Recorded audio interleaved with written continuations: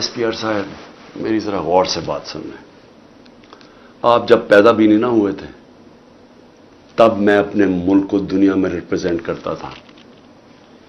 میں نے اپنے ملک کا دنیا کے اندر سر اوپر کیا, عزت دلوائی اپنے ملک کو.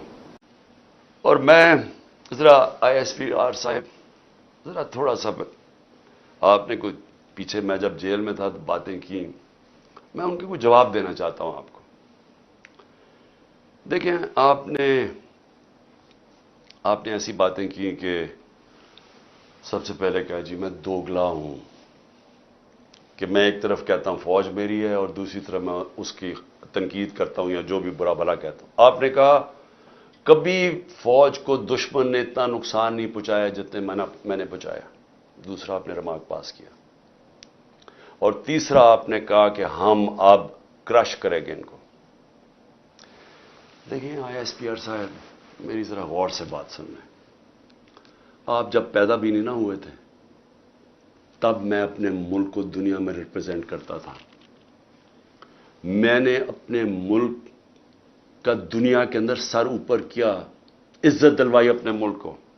اٹھا کے دیکھ لیں, آپ بھول گئے ہوں گے, آپ پیدا نہیں ہوئے ہوں گے, ذرا پتہ چلوا لیں کہ عمران خان نے کیا پاکستان کی دنیا میں عزت اوپر کی یا نیچے کی. اور آپ کو یہ پتا ہونا چاہیے کہ جب وار آن ٹیرر ہوئی اور جو پاکستان کی مٹی پلیت ہوئی دنیا میں کہ ہمارا گیا جی فوج دوگلی ہے, کیونکہ تب مشرف کا مارشل لا تھا, یہ ہمارے سے جھوٹ بولتی ہے, کرتی کچھ ہے, کہتی کچھ ہے, ڈالرز ہمارے سے لیتی ہے اور دوگلی گیم کھیلتی ہے. ڈبل گیم, دوگلا تب نام استعمال ہوتا تھا. پاکستان کو ورڈ ہی دوگلا استعمال کرتے تھے, ڈبل گیم کا نام کرتے تھے. ذرا انٹرنیشنل میڈیا دیکھے, کس نے اپنی فوج کو سب سے زیادہ جس کی حفاظت کی, کس نے اپنی فوج کے ساتھ انٹرنیشنل میڈیا پہ کھڑا ہوا.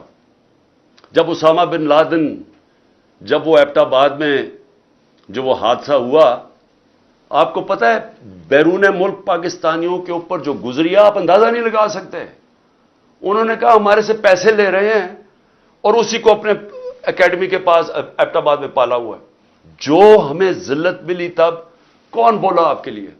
یہاں تو کوئی سانپ سونگ گیا تھا, یہاں تو آرمی چیف کے منہ سے چون نہیں نکل رہی تھی, یہاں تو کوئی بولتا ہی نہیں تھا, نہ پرائم منسٹر تھا, وہ گیلانی تھا, نہ زرداری.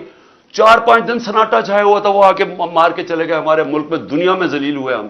میں بولا تھا, میں ساری جگہ اپنی فوج کو ڈیفینڈ کیا ہے. میرے 3.5 سال میں دیکھیں کہ پاکستان فوج کا امیج اوپر تھا یا نیچے تھا. ذرا اٹھا کے دیکھیں, آپ کے سامنے ہے وہ, کیا فوج کا امیج اوپر گیا یا نیچے گیا؟ فوج کو لوگ پسند کرتے تھے.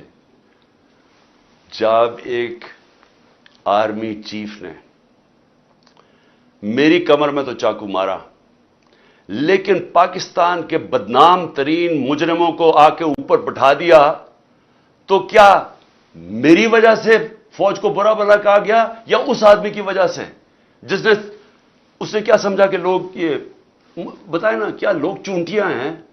کیا لوگوں میں عقل نہیں ہے؟ کیا لوگ بیوقوف ہیں کہ جدھر آپ لگائیں گے ادھر لگ جائیں گے؟ کیا لوگ 30 سال سے ان لوگوں کو نہیں جانتے تھے؟ اسی فوج نے, میں نے اپنے کانوں سے سنا ہوا ہے, جب مجھے ISI نے بریفنگ دیا کہ انہوں نے کتنا, اب سے نہیں 25 سال سے میں سن رہا ہوں کہ کتنا پیسہ انہوں نے چوری کر کے ملک سے باہر لے کے گئے ہیں, کہ جی اب چائنا سے واپس آئے تو یا زرداری نے یہ ڈیل کی ہے تو فلانی پراپرٹیز. ہمیں جو انہوں نے پراپرٹیز دکھائی ہیں وہ اس سے اربوں ڈالرز کے اندر پراپرٹیز ہیں. اور ایک دم کہہ رہے ہیں کہ اب جناب فیصلہ ایک آرمی چیف نے کیا ہے تو بھیڑے صاحب ادھر چلے جائیں اور اس کو کہہ کہ جی بڑا اب بہت اچھا کیا, اور اب عمران خان بولا یہ اچھا ہے. لوگوں نے نہیں تسلیم کیا. میں نے نہیں برا بھلا کہا فوج کو. جو آرمی چیف کے ایکشنز تھے اس نے اس ملک اس کی ہماری فوج کو برا کیا, اس کی وجہ سے ہوا, میری وجہ سے نہیں ہوا. اسٹیٹ ہمیں قرار دے دیں, لیکن آپ سب کچھ ٹھیک کر رہے ہیں. مجھے گولیاں لگی ہیں, مجھے پتہ ہے کس نے کون ذمہ دار ہے. کیا مجھے ایکس پرائم منسٹر جو سب سے بڑی پارٹی کا ہیڈ, مجھے یہ حق نہیں ملا کہ میں اپنی FIR کٹوا سکوں؟ ISPR صاحب فرمان دے رہے ہیں کہ ہمارا تو بے بنیاد الزام لگایا گیا ہے. بھئی آپ ہیں کون کہنے والے؟ یہ کس نے آپ کو رائٹ دیا ہے؟ ملک کا آئین یہ کہتا ہے کہ جس کے اوپر واردات ہوتی ہے اس کا رائٹ ہوتا ہے ایف آئی آر کٹوانا، تفتیش ہو، پھر وہ بے بنیاد بے قصور ثابت ہو جائے، بسم اللہ. لیکن آپ تو بیٹھ کے فرعون کی طرح فرمان پاس کر رہے ہیں کہ جی وہ تو ہمارا، میں نے تو غلط الزام.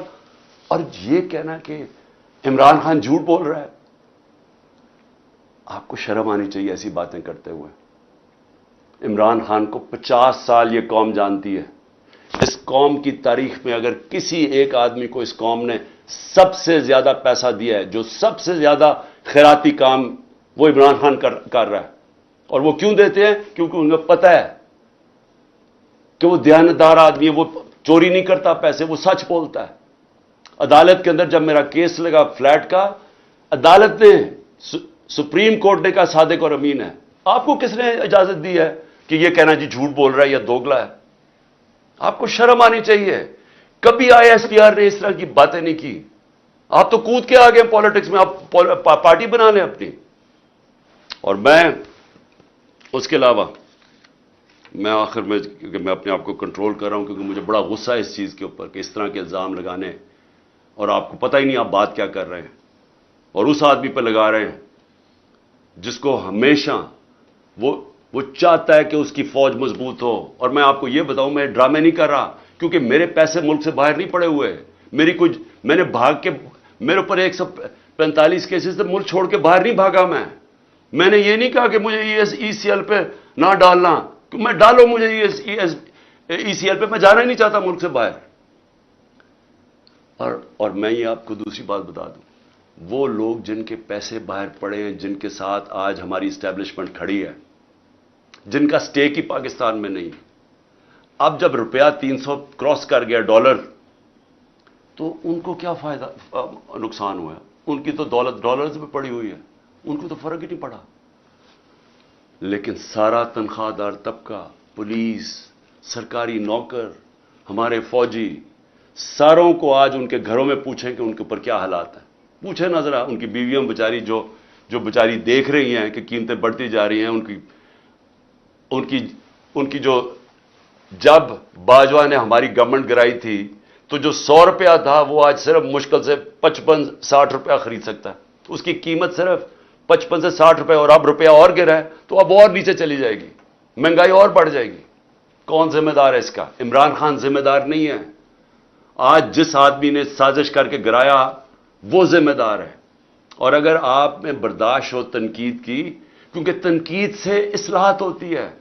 آپ ایک معاشرے سے، ادارے سے، ایک انسان، آپ تنقید ختم کر دیں وہ مر جاتا ہے. سوویت یونین کیوں ٹوٹی؟ کیونکہ وہاں تنقید ختم تھی. وہاں بھی اسی طرح کے، جس طرح آپ آج حرکتیں کر رہے ہیں کہ جو منہ کھولتا ہے اس کے اوپر پڑ جاتے ہیں، وہاں بھی یہی ہو رہا تھا، وہ ٹوٹ گیا. جو بھی معاشرہ آگے بڑھتا ہے اس کے اندر تنقید کی اجازت ہوتی ہے.